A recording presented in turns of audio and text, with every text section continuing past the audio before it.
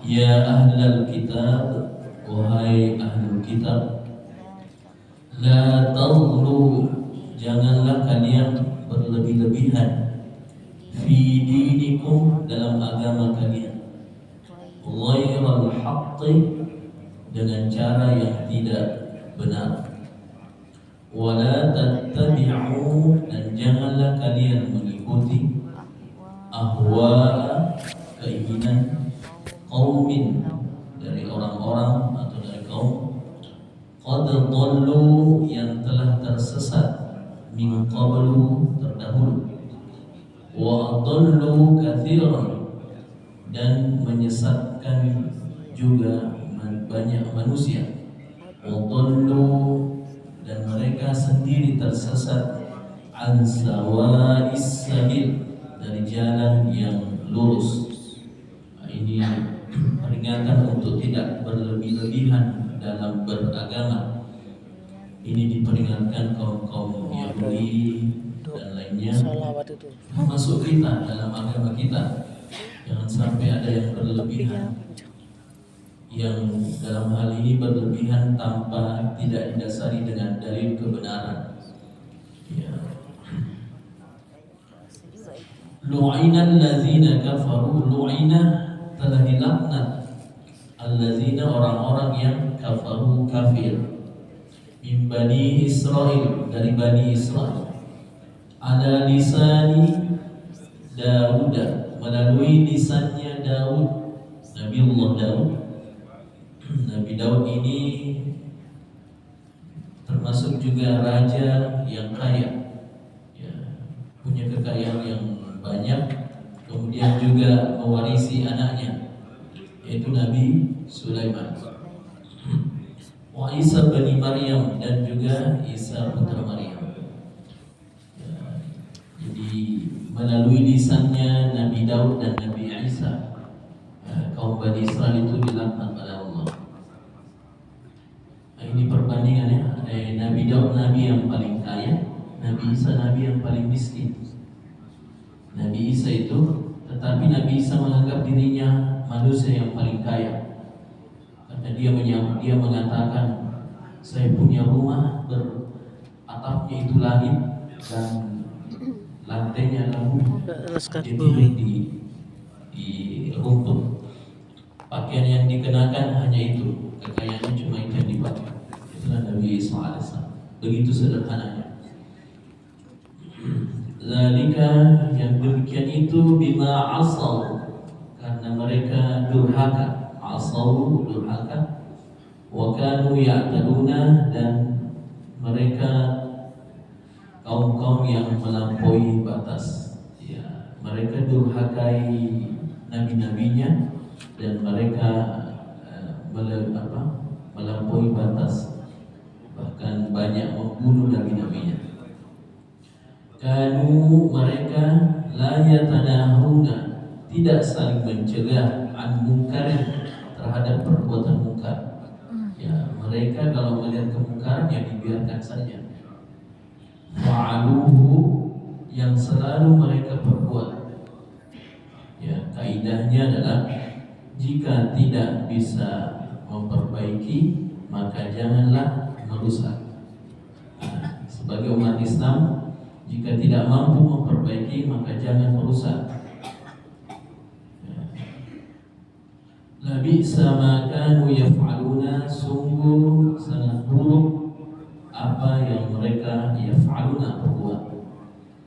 Tara, kalian melihat, kamu melihat, katsiran minhum, banyak di antara mereka, yatawallawna, saling tolong menolong, alladzina kafaru, yaitu orang-orang yang kafir.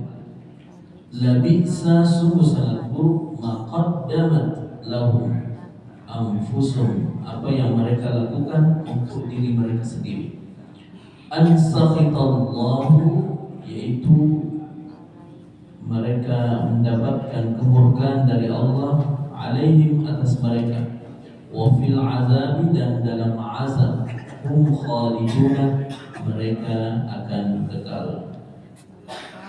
Walau kanu, dan sekiranya yu'minuna billah, mereka beriman kepada Allah, sekiranya mereka beriman kepada Allah, wan nabi, dan kepada nabi, dalam hal ini Nabi Muhammad SAW, mereka jelas-jelas mengingkari Nabi Muhammad.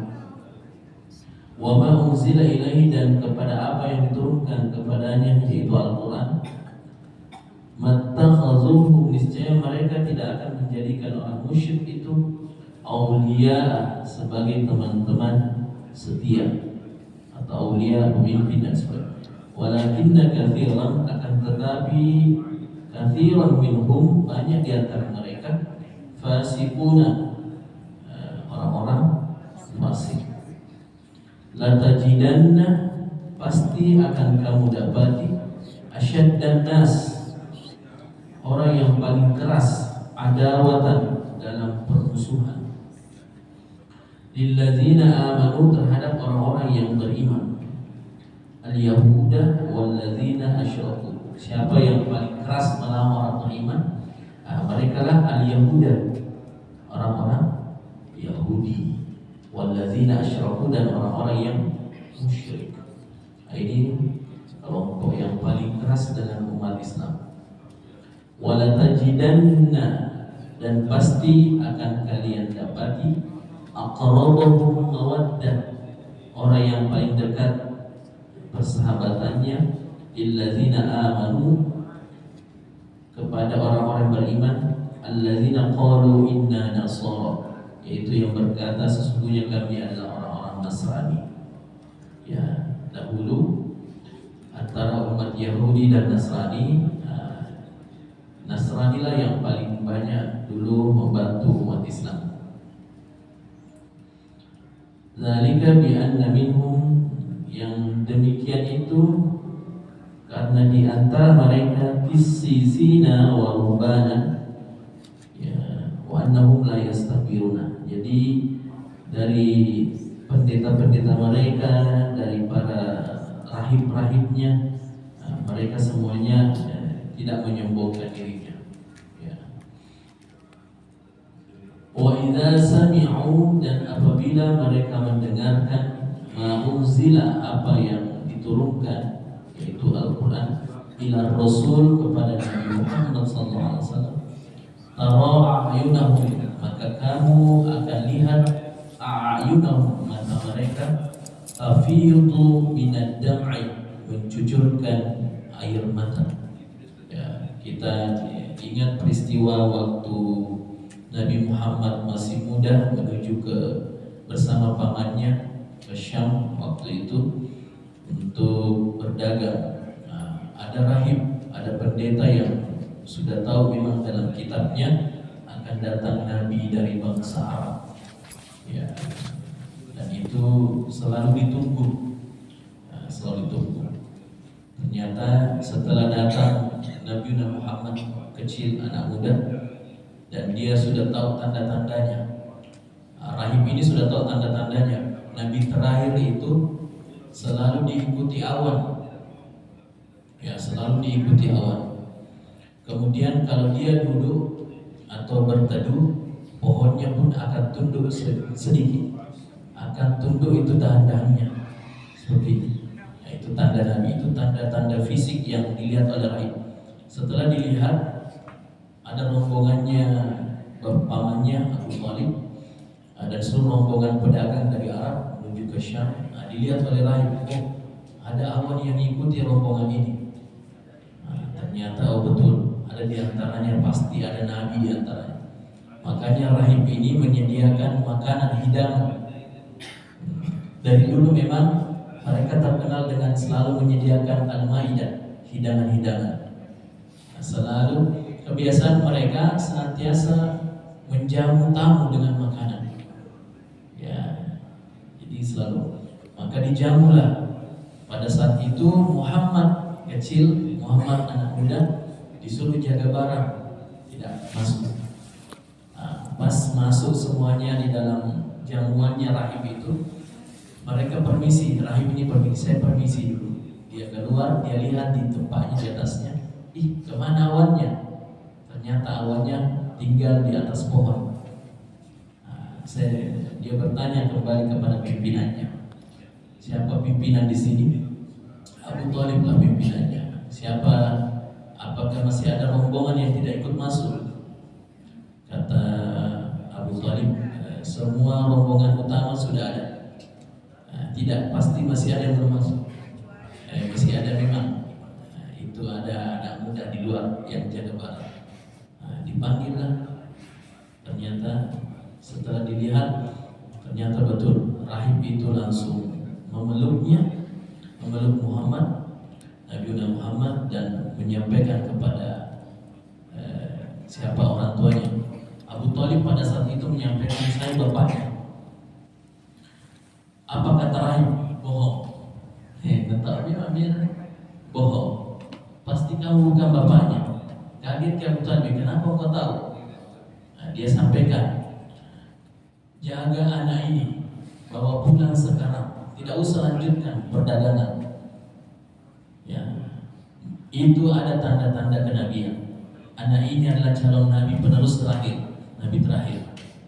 Tanda-tandanya ada awan dan sebagainya.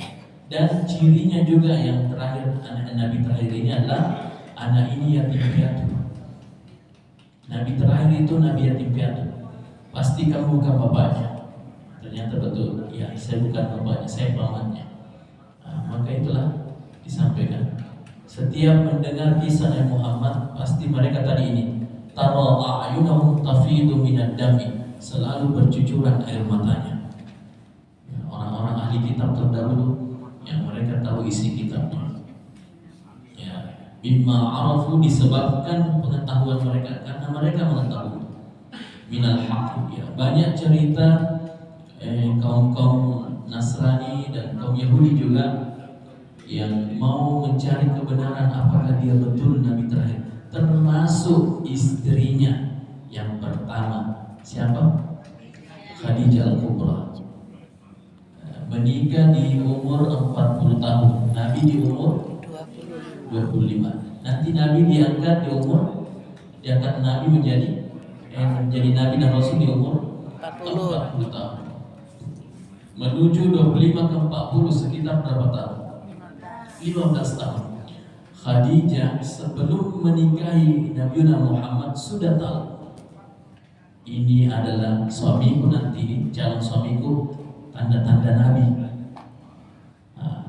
Tanda-tanda Nabi. Maka dia akan memang nikahi. Dia sudah nikahi. Karena dia juga dari pamannya Sayyidatul Khadijah ada yang ruhban, yang tadi rahim. Dia tahu tanda-tandanya. Oh, calon suamimu memiliki tanda-tanda kenabian. Bayangkan 15 tahun ditunggu oleh Khadijah. Kenapa tidak ada tanda-tanda ini suamiku Nabi? Setiap hari ditunggu. Pas puncaknya 40 tahun umurnya. Memang sebelum 40 tahun, ya, di umur 40 tahunnya Nabi memang selalu menyendiri. Ternyata ini rahasia. Di umur 40 tahun seorang itu senantiasa beruzlah. Uzlah itu senantiasa sudah tidak lagi ikut dengan halayak keramaian, karena dia selalu meminta petunjuk kepada Allah. Karena di umur 40 tahun sudah diberikan rahasia seorang manusia. Kamu ini saya utus di manusia, ada misiku, kata Allah. Jadi kita jika sudah sampai umur 40 tahun harus tahu misi dalam kehidupannya. Salah satu misinya di Muhammad ternyata dia yang diangkat menjadi Nabi. Disitulah dan Khadijah Al-Kubra tahu tanda-tandanya diangkat seorang menjadi Nabi adalah ketika seseorang itu menjumpai sosok makhluk yang bisa membuatnya merinding dan sebagainya. Ternyata di dalam peristiwa itu, setelah Nabi kita pertama kali mendapatkan wahyu oleh malaikat Jibril, langsung pulang lari ketakutan. Ya, ketuk pintu agak keras, langsung memanggil istrinya, Zamiluni, selimuti saya. Khadijah langsung menyelimuti, memberikan tempat yang nyaman oleh suaminya, kepada suaminya, dan tidak diganggu atau tidak ditanya, istilahnya tidak dibati-bati. Suaminya duduk dengan tenang, baru Khadijah pergi ke belakang. Dia menuju ke belakang dapurnya, langsung bersyukur. Terima kasih ya Allah, ternyata betul suamiku adalah Nabi. Dia sudah tahu tanda-tanda dari wajahnya. Itu hebatnya, pintarnya Khadijah. Dia sudah tahu memang Nabi suaminya adalah calon Nabi. Dan inilah sebenarnya yang harus diketahui seorang istri. Inilah cara bagaimana seorang Khadijah istri ketika suami pulang dari kantor atau suami pulang dari tempat kerja atau suami pulang dari luar rumah, jangan langsung ditanya. Itulah caranya Khadijah. Ketika suami datang baru, itu tidak boleh ditanya. Ternyata penelitian psikologi ahli neurologi 5-10 menit ternyata otaknya seorang laki-laki dari tempat kerjanya butuh istirahat dan tidak butuh pertanyaan. Memang harus duduk tenang. Nanti setelah duduk tenang, tunggu sampai beberapa detik itu, beberapa menit, nanti suami sendiri yang berbicara. Ternyata betul, Khadijah sudah tahu trik ini. Dia ke belakang, tidak apa-apa, tidak mau tanya kenapa kenapa tidak. Nantilah suami sendiri yang bertanya. Betul, Nabi Muhammad pada saat itu langsung sampaikan, ya zaujati ta'ali, wahai istriku kesini. Baru dipanggil. Aku tadi menjumpai sosok makhluk seperti ini dan saya diberikan wahyu. Tanpa bersyukurlah Khadijah Al-Kubra. Betul, suamiku adalah Nabi. Diangkat ini. Disitulah makin tambah kecintaannya Khadijah. Dia berkorban nyawa dan seluruh hartanya diberikan kepada Allah. Saya akan mendukungmu sepenuhnya wahai suamiku. Bahkan nyawaku kalau mau dibeli saya akan jual untuk mendukungmu wahai suamiku. Betapa perjuangannya ini. Makanya Nabi Muhammad tidak pernah akan lupa dan tidak ada yang bisa menggantikan istrinya yang begitu yang dicintai, yaitu Khadijah Al-Kubra. Makanya Aisyah sangat cemburu. Kenapa ini Khadijah sudah meninggal masih selalu sebut namanya? Banyak istrinya cemburu, termasuk Sayyidatu Aisyah. Wahai suamiku, kenapa kau masih menyebut-nyebut Sayyidatu Khadijah? Apa yang disampaikan Nabi? Mohon maaf istriku, dia tidak terlupakan dan tak tergantikan. Itu hebatnya Khadijah Al-Kubra. Baik, kita lanjut. Ini luar biasa kalau kita bahas ini. Kuda bakar. Yaquluna rabbana amanna faktubna ma'asyhadin. Ini doanya orang-orang yang beriman, orang ahlul kitab. Wahai Tuhan kami, amanna, kami telah beriman. Faktubna, maka catatlah bagi kami ma'asyhadin, bersama orang-orang asyhad. Syahid ini yang dimaksud adalah orang-orang yang mengikuti Nabi Muhammad SAW. Mereka doanya seperti ini.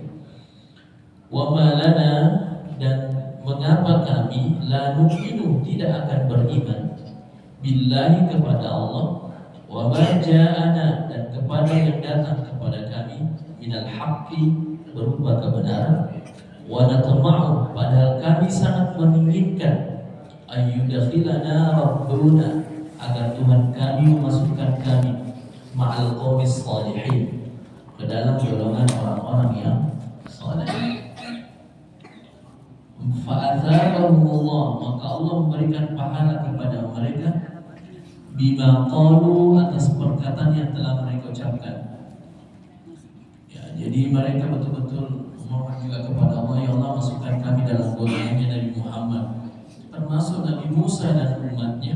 Nabi Musa itu pernah berdoa, ya Allah masukkan saya. Ini doanya, inilah yang diabadikan. Ayyudlana rabbuna ma'al qaumis salih, masukkan saya di golongannya atau menjadi umatnya Nabi Muhammad. Nabi Musa pernah minta, padahal jauh jaraknya 5.000 tahun.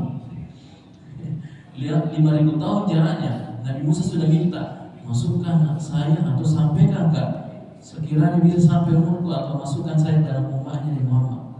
Itulah umat yang paling disukai oleh Allah, yang paling dicintai.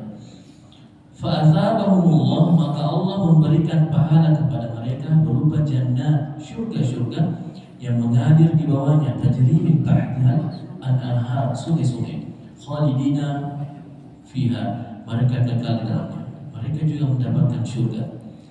Wa dzalika jazaa'ul muhsinin, dan itulah balasan bagi orang-orang yang melakukan kebaikan. Walladzina kafaru, dan orang-orang yang kafir, wa kadzabu, dan mendustakan bi ayatina, ayat-ayatnya Allah, ulaika ashabul jahim, mereka lah penduduk neraka. Ya ayyuhallazina amanu, wahai orang-orang beriman. Nah, ini peringatan untuk kita. La tuharrimu, janganlah kalian mengharamkan thayyibat, apa yang baik-baik, ma ahallallah, yang telah dihalalkan Allah lakum, kepada kalian. Nah, semua yang telah dihalalkan oleh Allah maka silahkan dimakan. Nah, semua yang baik-baik oleh Allah silahkan dimakan, yang pastinya sudah dihalalkan. Tetapi ada peringatannya, wala ta'tadu, janganlah melampaui batas kadarnya. Ya, jangan melampaui batas kadarnya. Narkoba boleh dikonsumsi, narkoba boleh sesuai dengan kadar, sesuai dengan kadarnya. Makanya banyak narkoba dipakai. Narkoba banyak dipakai di obat-obatan, makanan-makanan yang instan, yang bisa sampai beberapa bulan, itu ada kandungan narkobanya. Makanya di Indonesia pasalnya apa? Penyalahgunaan narkoba. Kalau narkoba sesuai dengan kadarnya, ya silakan. Ya. Tapi kalau sudah berlebihan, itu sudah tidak dihalalkan lagi. Semua yang berlebihan, makan tape sampai mabuk, enak. Nah, ini yang besar petani kayaknya sudah sekali makan tape. Ya, makan tape berlebihan, biar tape apa saja. Nah, itu sudah tidak baik bagi tubuh kita. Innallaha, sesungguhnya Allah, la yuhibbu, Allah sudah tegaskan, saya tidak suka al-mu'tadin, yang melampaui batas. Semua yang melampaui batas, setiap hari puasa, bahkan tidak berbuka, setiap hari sholat, sholat terus, tidak ada kerja. Ini yang tidak disukai. Mengaji terus, ya, dan lupa suaminya, lupa anaknya. Minum kopi terus. Ya, semua yang berlebihan, semua yang berlebihan. Kalau hanya 1 gelas, 2 gelas lah, boleh lah. Ya. Jadi semua berlebihan tidak boleh. Termasuk ibadah tidak boleh terlalu berlebihan. Karena ada di masa-masa Nabi itu banyak seperti itu. Sudah sholat subuh, diam di masjid, zikir sampai pagi, sampai jam 9, sampai jam 10, sholat duha lagi, ditegur. Bahkan Sayyidina Umar itu ambil pedangnya, tidak keluar dari masjid, keluar aku tebas sama pedang kepala. Coba Sayyidina Umar ini untuk apa? Apalagi seorang laki-laki, pergi keluar, langkahkan kakimu keluar, pergi kerja dan sebagainya. Makanya sunnahnya seorang laki-laki itu memang keluar dari rumah. Makanya kalau dalam bahasa Arab, laki-laki itu bahasa Arabnya rojulun, senada dengan kaki, rijlun. Nah, itu filosofinya, seorang laki-laki memang harus selalu melangkahkan kakinya untuk bergerak keluar dan sebagainya. Walaupun sudah pensiun, harus gerakkan kaki ke masjid kah, bantu orang ke suatu tempat sosial yang membantu dan sebagainya, gerak waktu masjid, waktu pergi ke masjid, langkahkan kaki.